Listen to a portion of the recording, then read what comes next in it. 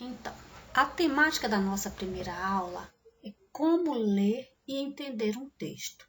Sabemos que essa é uma dificuldade de muitos alunos e pré-requisito para aprovação em concurso, em vestibulares e até mesmo nas avaliações escolares. Então, vamos lá. A leitura, ela perpassa por 3 níveis. O primeiro nível é o nível da pré-compreensão, o segundo da compreensão e o terceiro da interpretação. Vocês devem estar se perguntando, compreensão e interpretação não são a mesma coisa? Já veremos que não. Vamos aqui ao primeiro nível, pré-compreensão. Aqui nós não faremos ainda a leitura do texto, apenas focaremos no título e na fonte.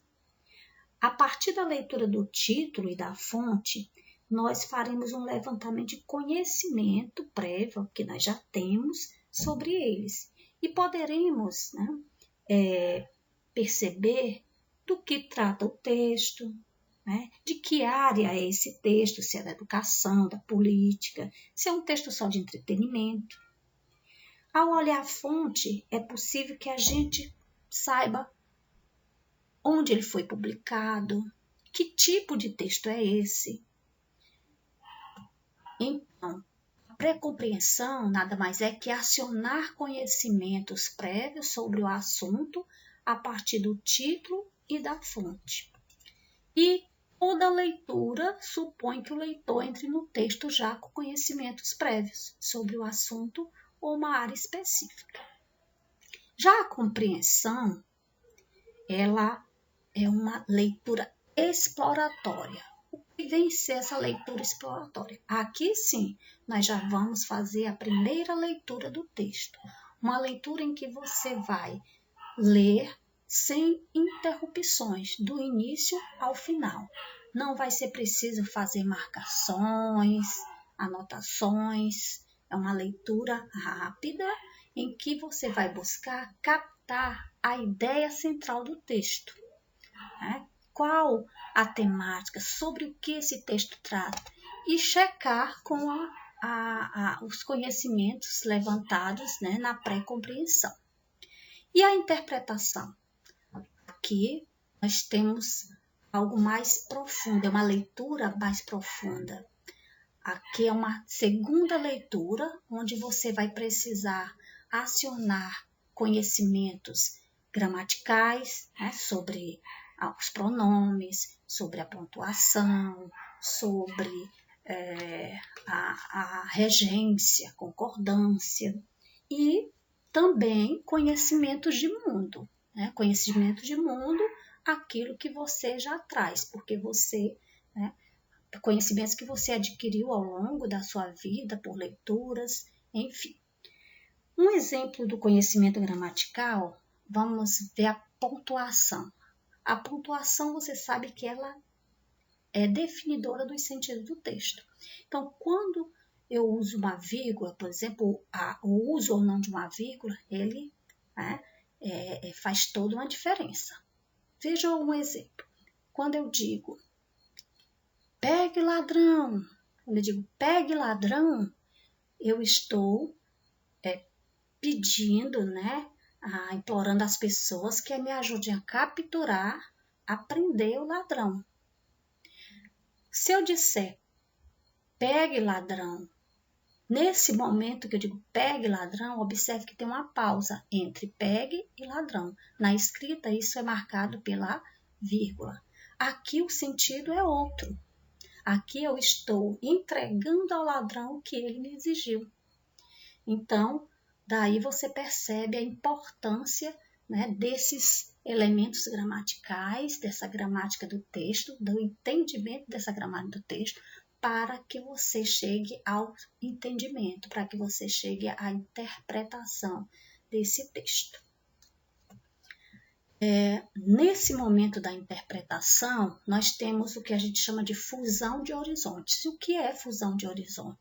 nada mais é do que a interação das informações do texto, ou seja, o que foi dito, o que foi colocado no texto, e as informações do leitor, as informações que ele já tem. Então, associada ao texto, você terá uma interpretação, os sentidos, né, do texto se apresentarão.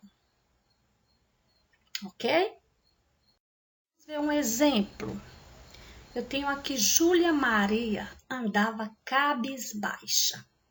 Se eu perguntar a vocês, o que vocês entendem por esse enunciado? Júlia Maria andava cabisbaixa. Será que eu ouvi Júlia Maria andava triste? Júlia Maria andava triste. Mas como você chegou a esse entendimento? Vamos lá. Será que Júlia Maria estava triste? Você fez um exercício de compreensão ou de interpretação? Lembra que a compreensão é o que está dito no texto. Então, Júlia Maria andava cabisbaixa. O que está dito no texto? Que Júlia Maria andava de cabeça baixa. Essa é a informação que está dita na frase. Então, quando eu leio, eu compreendo isto. Para eu chegar ao entendimento de que Júlia Maria andava triste, é preciso que eu acione conhecimentos prévios, conhecimentos de mundo, de que pessoas que normalmente estão passando por problemas, elas andam de cabeça baixa, elas não conseguem enfrentar as coisas, né, de forma com olhar altivo, com olhar elevado. Não é verdade? Então, aqui, nesse exemplo 2, nessa interpretação 2, eu tenho uma leitura interpretativa. Vejam que para eu chegar à interpretativa, eu tive que também fazer a leitura compreensiva. E por que não, né, a pré-compreensão? Não tem título, mas eu preciso analisar a palavra cabisbaixa, preciso entender que é uma pessoa. Então, os 3 níveis de leitura são importantes para o sentido do texto. Okay? Vamos ver mais um pouco. Compreender e interpretar. Então, qual é a diferença entre as duas? Vamos pensar aqui nas questões de provas de concursos, né, de vestibulares. Que questões seriam de compreensão? Que questões seriam de interpretar? Né? Então, questões de compreender, questões de compreensão, são aquelas questões que buscam respostas que estão no texto. Então, as informações, elas estão no texto.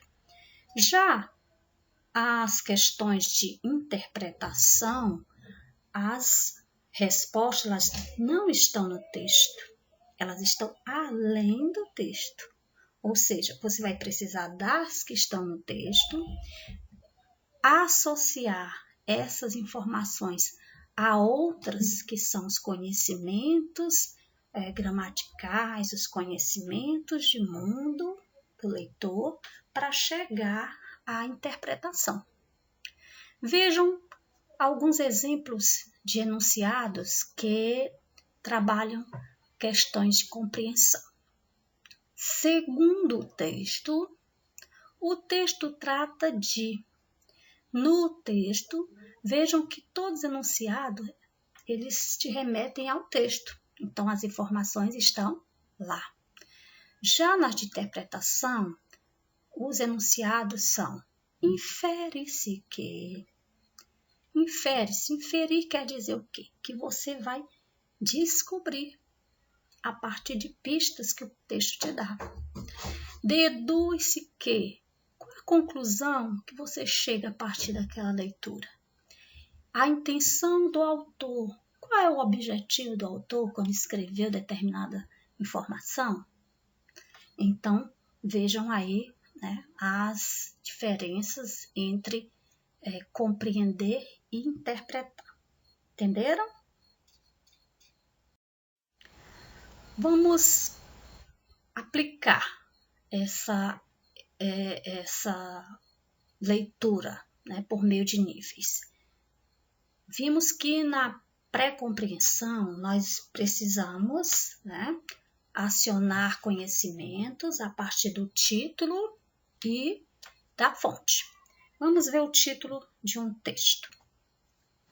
Sem aulas, estudantes adaptam rotina de estudo durante pandemia do coronavírus. Aqui, como nós já estamos sabendo, né, de tudo que está acontecendo nesses últimos meses, tanto no Brasil como no mundo, sabemos que estamos sendo acometidos por um vírus muito perigoso, né?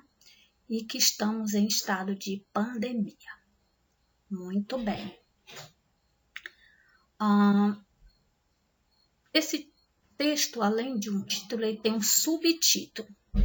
Com as aulas escolares paralisadas,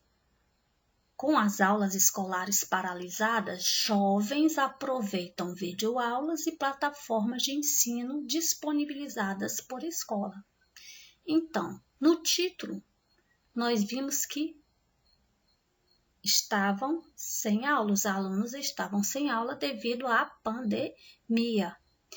Já no subtítulo, a gente percebe que, mesmo sem aulas, os alunos estão tendo outras formas, né, de desenvolvimento da aprendizagem, que é através de videoaulas e plataformas de ensino.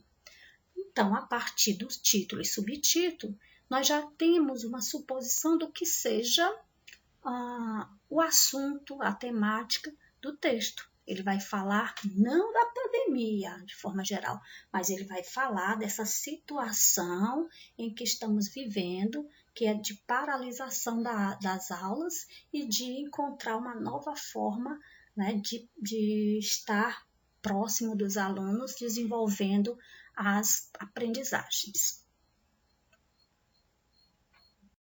Fonte. Observemos a fonte. https://vestibularbrasilescola.ol.com.br notícias. Bom, até aí já dá para a gente perceber que esse texto ele foi retirado, né, de um site da internet, site de notícias. Então é uma notícia, é um texto que nós vamos ler, um texto informativo, tá?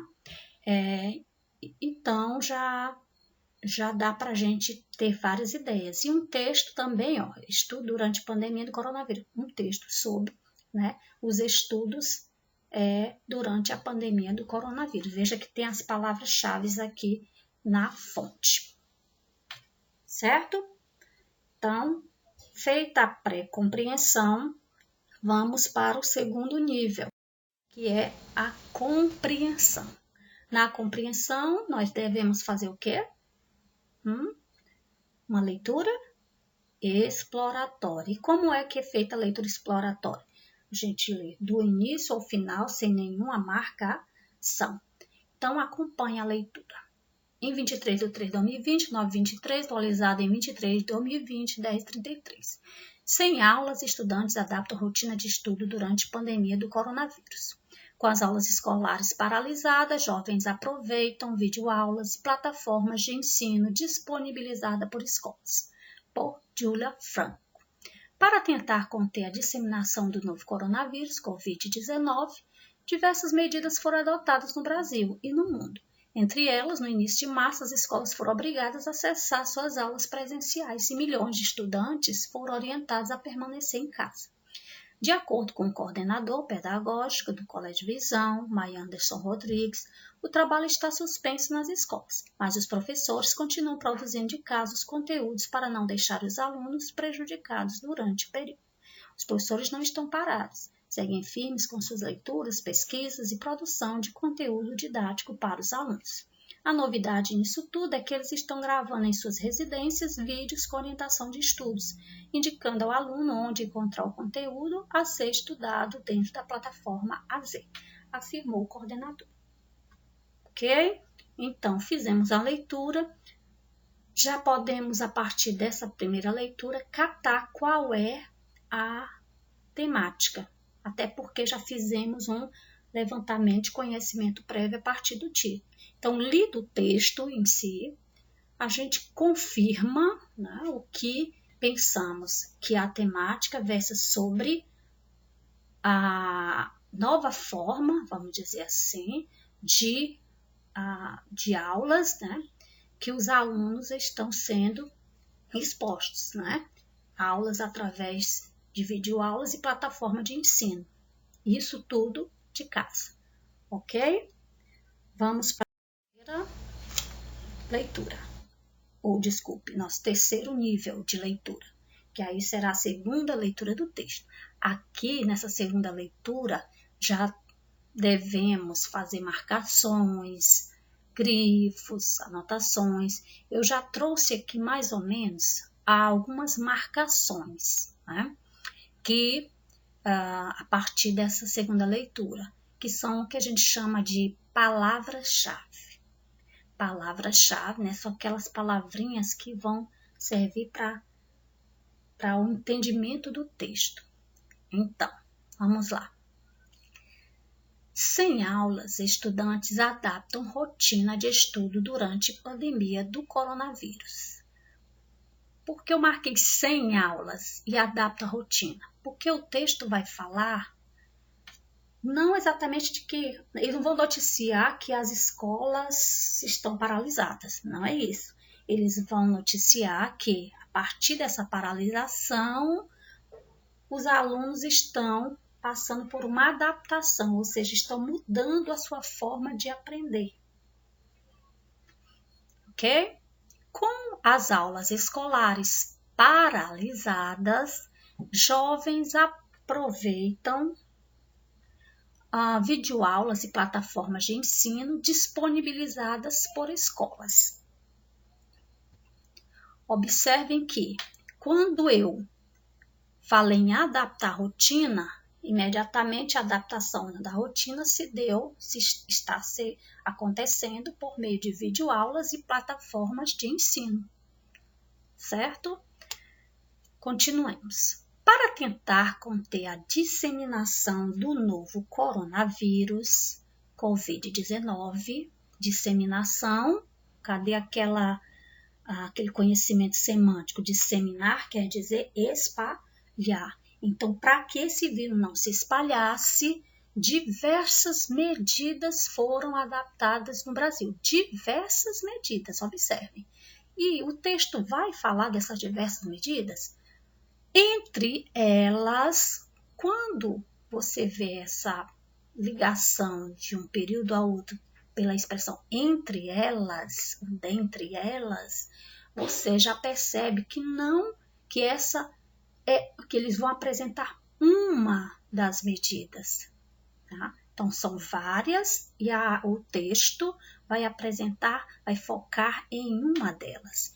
E qual é, né, essa medida? As escolas foram obrigadas a acessar suas aulas presenciais. Essa é a medida que está sendo trabalhada no texto. Eu marquei aqui a palavra obrigadas, porque esse conhecimento é importante. As escolas não tiveram escolha, uma resolução, né, uma portaria legal que obrigou, né, determinou. Então, não há escolha, tem que fechar. Se não fechar, o que acontece? Paga multa, os diretores são demitidos, enfim. Então, não tem escolha, é uma determinação. Então, esse conhecimento sobre o significado de determinadas palavras usadas, elas são importantíssimas para a interpretação. E milhões de estudantes foram orientados. Por que não obrigados? Porque a resolução ela não obriga os alunos a permanecer em casa. Eles orientam que eles permaneçam. Eles não estarem na escola não garante que eles estejam em casa. Eles podem ficar perambulando na rua. Então, além da obrigação de cessar, eles são orientados a ficar, porque é só dessa forma que não vai haver a disseminação aí do novo coronavírus. De acordo com o coordenador pedagógico do Colégio Visão, Maianderson Rodrigues, o trabalho está suspenso nas escolas. Ok, o trabalho está suspenso nas escolas. Mas, não sei se vocês lembram, mas esse conectivo mas, ele introduz uma oração que é contrária à anterior. Lembram? Então, o trabalho está suspenso, mas, bom, o que está acontecendo? Era para que as aulas estivessem paradas, era para que os alunos não tivessem aulas, mas os professores continuam produzindo de casa os conteúdos para não deixar os alunos prejudicados.